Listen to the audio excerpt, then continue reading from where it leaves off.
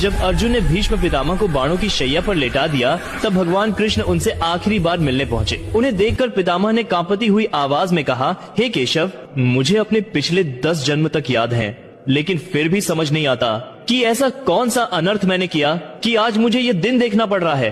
पिछले 10 जन्मों में मैंने कोई पाप नहीं किया, तो फिर ये बाणों की सैया क्यों?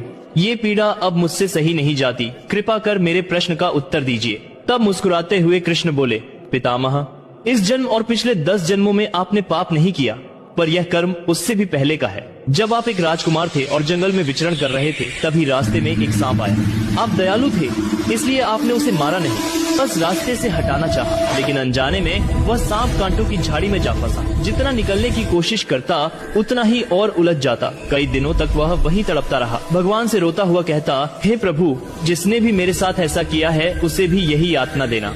लेकिन उसके बाद के 10 जन्मों में आपने कोई ऐसा पाप नहीं किया जिससे उसका फल आपको मिले। जब द्रौपदी का चीरहरण हुआ, तब आप मौन रहे।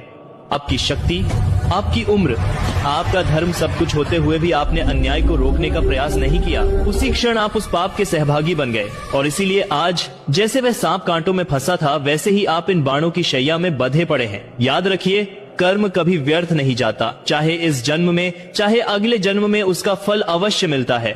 जो भी भगवान कृष्ण को हृदय से मानता है, कमेंट में जय श्री कृष्णा जरूर लिखे।